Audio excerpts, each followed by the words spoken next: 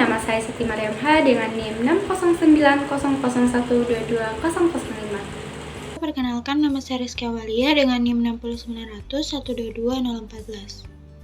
Perkenalkan, nama saya Salsabila Aziz dengan NIM 60900122008. Perkenalkan, nama saya Muhammad Farid Syadillah dengan NIM 60900122055 dari kelompok 3.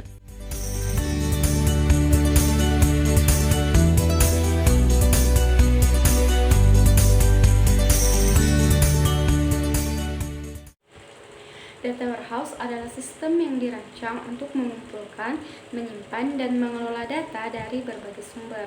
Sistem ini bertujuan untuk mendukung analisis data dan membantu dalam pengambilan keputusan bisnis.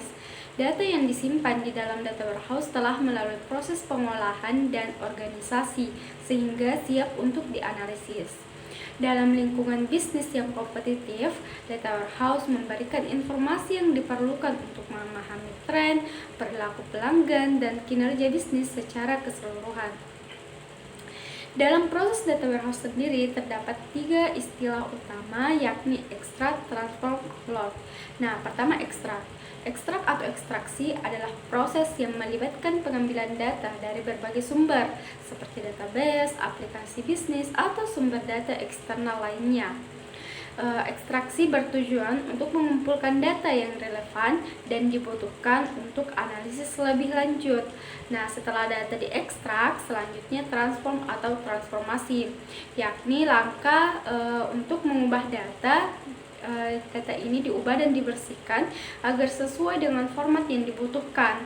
Transformasi meliputi berbagai aktivitas menghilangkan kesalahan, menggabungkan data dari berbagai sumber untuk mencapai satu set data yang konsisten, serta penyesuaian format data agar sesuai dengan kebutuhan analisis. Nah, setelah data ditransform, selanjutnya data dimuat yang dikenal dengan istilah load. Ini merupakan tahap terakhir untuk memuat data yang sudah diolah ke dalam data warehouse. Data yang dimuat ini sudah siap untuk digunakan untuk analisis ataupun untuk menghasilkan laporan dan wawasan bisnis yang berguna. Nah, salah satu tools yang digunakan dalam ETL ini yakni Pentaho atau Pentaho Data Integration. Pentaho menawarkan berbagai fitur yang membantu dalam setiap langkah ETL. Dengan Pentaho, pengguna dapat mengekstraksi data dari berbagai sumber dengan mudah, mengubah dan membersihkan data sesuai kebutuhan, serta memuat data tersebut ke dalam data warehouse. Selain itu, Pentaho juga menyediakan alat analisis dan visualisasi data yang memungkinkan pengguna untuk menganalisis data dan membuat laporan yang informatif. Pada video kali ini akan menjelaskan tentang penerapan data warehouse pada bidang industri. Menurut dari jurnal yang telah saya baca yang berjudul Perancangan Model Data Warehouse PT Pos Indonesia dengan penulis Aisyah Norma Ruslita Batubara, M. Azhar Raja Darus, Siti Nur Ahmayanti Putri, Widyananda Nurbaiti dari jurusan Manajemen Fakultas Ekonomi dan Bisnis Islam Universitas Islam Negeri Sumatera Utara Medan. Pada PT Pos Indonesia memiliki departemen yang disebut Badan Layanan Retail dan Penjualan. Data warehouse yang diperluas pada PT ini digunakan untuk memproses informasi tentang toko, pos, dan galeri berita, sebuah gudang data yang memungkinkan kita untuk kelola data secara online, analytical processing atau OLAP, dan diintegrasikan berbagai jenis file dari berbagai aplikasi atau sistem. Penelitian pada PT Pos Indonesia merupakan kegiatan perancangan data warehouse pada PT Pos Indonesia. Tahapannya yaitu tahapan perencanaan data warehouse dimulai dari pendefinisian objek data warehouse, penentuan sumber file, dilanjutkan dengan langkah pembuatan model data multidimensi berupa star diagram, snowflake schema, dan constellation schema, ETL atau extract, transform, dan load, serta analisis. Kemudian, tujuan dari penelitian tersebut dilakukan yaitu untuk mengetahui perancangan model data warehouse pada PT Pos Indonesia. Nah, kita menarik hasil analisis dari perancangan yang telah dilakukan, yaitu bahwa data bahwa data memainkan peranan penting dalam setiap industri, termasuk perbankan dan juga retail. Tahapan dalam perancangan data warehouse terdiri dari langkah-langkah untuk membuat model data multidimensi, yaitu star schema, snowflake, dan constellation schema, proses ETL, extract transform, dan load, serta analisis laporan. Kemudian kesimpulan, yaitu telah diketahui bahwa peranan data warehouse sangat penting juga dan berguna bagi perusahaan agar kegiatan bisnisnya berjalan dengan baik, dan tentunya memerlukan beberapa tahapan untuk bisa mengembangkan data warehouse dalam perusahaan. Yaitu kemudian ada pun saran dari beberapa penulis, yaitu mungkin bisa lebih mengembangkan lagi data warehouse dan tidak hanya berpusat pada transaksi penjualan. Selanjutnya, saya akan menjelaskan studi kasus penerapan data warehouse di bidang industri berdasarkan jurnal internasional Critical Factors Influencing the Adaptation of Data Warehouse Technology, a study of the banking industry in Taiwan. Proses penerapan data warehouse di industri perbankan Taiwan dapat dibagi menjadi beberapa tahap. Yang pertama, yaitu pemahaman kebutuhan dan perencanaan strategis. Bank-bank Taiwan memulai dengan memahami kebutuhan bisnis dan tujuan strategis melalui analisis data untuk mengidentifikasi masalah operasional dan peluang bisnis. Yang kedua, pengumpulan dan integrasi data. Data dikumpulkan dari berbagai sumber internal dan eksternal seperti sistem transaksi, CRM, dan data ekonomi pasar. Yang ketiga, ialah implementasi infrastruktur teknologi. Bank-bank membangun atau meningkatkan infrastruktur TI untuk mendukung operasional DW dengan investasi dalam perangkat keras, perangkat lunak, dan kapasitas data center.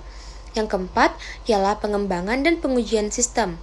Pengembangan aplikasi DW dilakukan setelah infrastruktur siap, dengan pengujian untuk memastikan sistem beroperasi sesuai kebutuhan bisnis. Yang kelima, pelatihan dan persiapan organisasi. Staf dilatih untuk menggunakan DW dan organisasi dipersiapkan untuk mengintegrasikannya ke dalam budaya dan proses kerja yang ada. Yang keenam, ialah peluncuran dan adopsi. DW diluncurkan dan diadopsi oleh seluruh organisasi perbankan untuk analisis rutin, pelaporan, dan pengambilan keputusan. Yang ketujuh ialah evaluasi dan peningkatan berkelanjutan. Bank-bank terus mengevaluasi kinerja DW mereka dan melakukan penyesuaian sesuai perubahan kebutuhan bisnis dan teknologi. Industri perbankan di Taiwan, seperti di banyak negara lainnya, menghadapi tantangan dalam mengelola volume data yang besar dan beragam. Jadi, dengan mengadopsi teknologi data warehouse, bank dapat meningkatkan efisiensi operasional, mengurangi risiko, dan memberikan layanan yang lebih baik kepada pelanggan. Pada simulasi peta kita kali ini, jadi kita akan melakukan normalisasi data. Jadi di mana normalisasi data ini itu kita akan melakukan pemeriksaan terhadap apakah data yang kita punya itu dia tidak ada duplikasi data. Kemudian apakah kemungkinan kita kan bisa jadi yang awalnya dataset itu dia memiliki banyak data. Apakah kita bisa melakukan normalisasi di mana si data-data yang tadinya bertumpuk pada satu data kita bisa buat mereka jadi beragam jenis data lagi gitu. Oke, jadi di sini kita sudah punya untuk datasetnya kita sudah punya data di mana di kasusnya ini dia adalah kasus produk penjualan ya. Jadi kasus produk penjualan. Jadi untuk inputnya di sini jadi nantinya kita akan melakukan proses ETL atau extract transform load. Jadi extract itu di mana kita akan menginput data atau masukkan data yang kita punya. Kemudian transform artinya kita akan melakukan proses normalisasi ya. Kemudian yang ketiga adalah load ya. Artinya kita akan memindahkan yang tadinya data yang sudah kita normalisasi. Nah, kita akan masukkan atau kita pindahkan ke data yang baru atau dataset baru. Entah apakah itu dia jenis datanya Excel ataupun CSV ataupun tabel output ya atau database mungkin seperti itu. Oke. Jadi di sini kita menggunakan CSV input ya. Untuk inputnya kita menggunakan CSV input. Oke, kita menggunakan CSV input. Kemudian untuk transformnya kita menggunakan unique row. Oke, unique row ya. Nah, unique row. Jadi unique row ini gunanya apa? Jadi normalisasi data di sini kita akan melakukan kita akan mengecek apakah si data ini dia tidak ada duplikasi atau tidak gitu. Oke ya. Jadi kita akan memastikan apakah si jenis data ini untuk dia apakah memiliki data yang berulang atau ada duplikasi data. Oke, kita akan pastikan itu ya. Oke, kemudian kita gunakan juga untuk transformnya, itu adalah select value. Nah, select value ini gunanya apa? Nanti eh, kita akan melakukan proses normalisasi untuk membuat yang awalnya mereka dalam satu data set, ya, di data set. Jadi karena ini produk penjualan ya, berarti ada data produk dengan data penjualan. Nah, jadi kita akan membedakan antara data penjualan dengan data produk. Nah, select value gunanya itu. Select value gunanya kita akan misahkan dari yang data mereka dalam data set penjualan produk, kita akan pindahkan menjadi ada data produk, kemudian ada data penjualan. Nah, ini kita sambungin aja. Kita ini sambungkan saja di sini untuk ini ya, CSV file inputnya kita sambungkan. Ini kita copy karena kita ini ya, kita akan masukkan dataset dua datasetnya itu ke sini, semua ke sini ya. Oke. Kemudian kita membutuhkan, karena di sini saya mau outputnya itu dia database, berarti kita butuh tabel output untuk sebagai proses loadnya. Untuk tabel output ya, ini kita punya tabel output 1, tabel output 2 ya. Oke, tabel output 1 dan ini tabel output 2. Kita masukkan ke sini, kita sambungkan ya, kita hope. Oke. Oke, sekarang saatnya kita konfigurasi ya. Ini kita konfigurasi terlebih dahulu. Oke, ini CSV 4-nya tetap kita samain aja namanya ya. Oke, sekarang kita cari untuk data setnya. Kita data setnya di sini saya sudah punya data set penjualan produk nih. Oke. Yang produk jangan lupa kita get field ya. Kita pastikan apakah datanya masuk atau tidak. Nah, oke, sudah masuk ya. Sini ada ID penjualan, tanggal penjualan, ID produk, nama, kategori, harga, dan jumlah terjual. Nah, ini yang nantinya kita akan pisah ya. Ini kita akan pisah dari yang awalnya mereka satu dataset, kita akan bisa menjadi data penjualan dengan data produk gitu. Oke, kita oke. Oke, kita masuk pada unique row ya. Jadi kita masuk pada proses transform.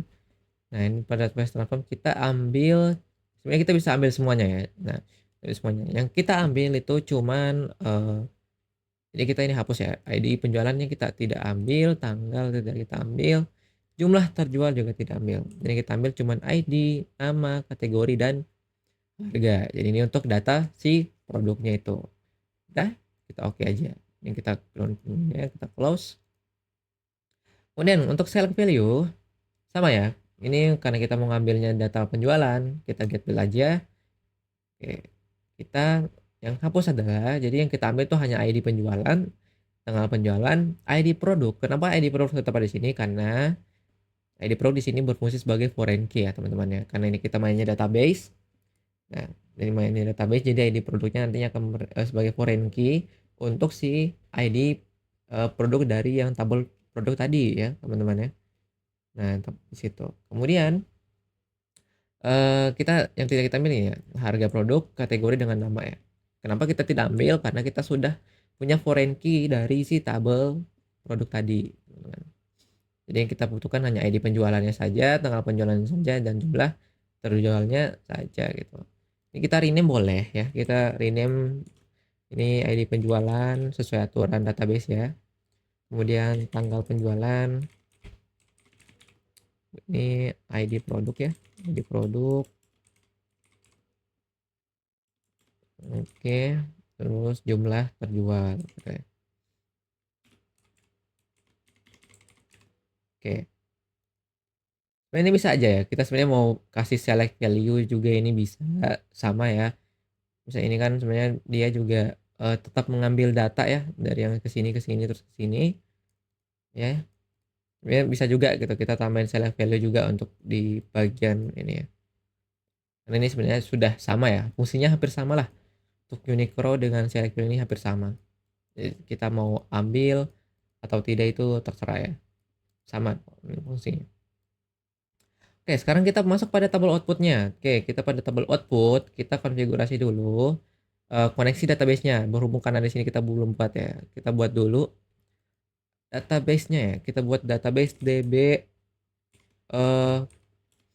penjualan produk misal. Atau DB apa ya? Kita buat DB data barang, jangan deh, data apa ya, produk deh, data produk gitu ya. Kita create. Oke, di sini ini kita sudah punya ya DB data produk. Oke. Kita buat koneksinya dulu, kita buat new. Oke, kita buat new, kita cari karena kita menggunakan exam SQL, jadi kita cari MySQL. MySQL. Oke, ini dia. Database-nya ini ya, kita buat connection name-nya ini aja, DB produk, DB data produk deh, gitu ya. Localhost ya, kita sini localhost karena kita host name-nya kita menggunakan SQL localhost.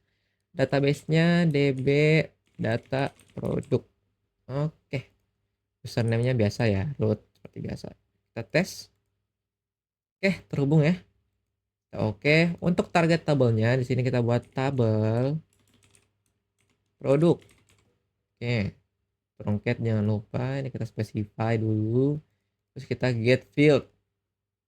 Nah, ini yang kita get fieldnya di sini jangan lupa, ini yang kita ambil itu cuman sama ya, ID produk, kemudian jadi penjualan ini kita tidak ambil ya, jumlah ini tidak ya. Hapus. Oke. Kalau sudah, SQL. Kita execute. Oke. Nah, dan sama ya, kita di data produk ini bisa, ini kenapa kita menggunakan koneksi yang sama karena dia tetap di database yang sama. Jadi bisa ya kita menggunakan koneksi yang sama gitu. Walaupun tabelnya berbeda gitu ya. Kita menggunakan tabel penjualan, teman-teman. Ya, tabel penjualan, terus kita truncate, specify. Kenapa ini specify ya? Kita biar bisa tahu, oh, nah ini sudah ya. Jadi tabel fieldnya sama ya. Ini ID penjualan, tanggal penjualan, ID produk, jumlah terjual. Nah, kenapa di sini kita tidak harus lagi melakukan penghapusan data ya sama yang tadi di atas? Yaitu karena apa ya? Ini kan kita sudah melakukan select value nih di sebelah sini ya. Sebenarnya kita bisa juga sebenarnya kita melakukan select value juga di sini. Jadi biar nanti tabel output kita tidak usah lagi menghapus atau menambahkan kembali ya. Jadi sudah diatur lah sebelumnya gitu. Tapi ini tidak apa-apa ya. Nah, ini ke sana, ini kita SQL execute. Oke. Coba ya kita run. Apakah bisa? Oke, jalan ya teman-teman ya. Jalan, kita cek di bagian database data produk. Oke, sudah ada ya. Di sini kita lihat apakah datanya ada. Oke, sudah ya. Nah, sini ada ID penjualan, terus tanggal penjualan, ID produknya sama, terus jumlah terjualnya sama ya.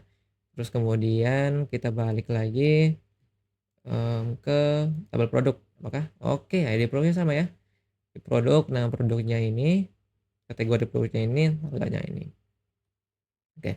Jadi mungkin untuk normalisasi data ya. Jadi di sini ada contoh kasus kita melakukan normalisasi data di mana kita punya dataset data penjualan ya, data produk penjualan produk. Nah, ini kita melakukan normalisasi di mana kita yang pertama itu kita mau kita cek apakah ada duplikasi data gitu di nama produk apa di bagian produk ya. Oh, ternyata aman ya. Ini A, B, C, D, E. Oke.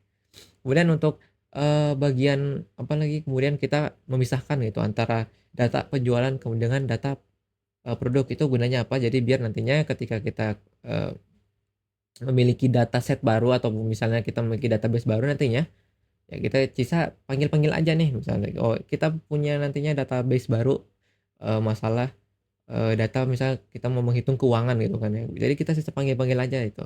Kita panggil dari tabel penjualan gitu. ID penjualannya kita panggil gitu. Jadi nanti juga bakal ngikut dari si database produknya karena kita sudah punya sini kita sudah punya foreign key ya di sini. Ini foreign key untuk si tabel produk. Oke, mungkin cukup sekian dari saya. Kurang lebihnya mohon dimaafkan. Assalamualaikum warahmatullahi wabarakatuh.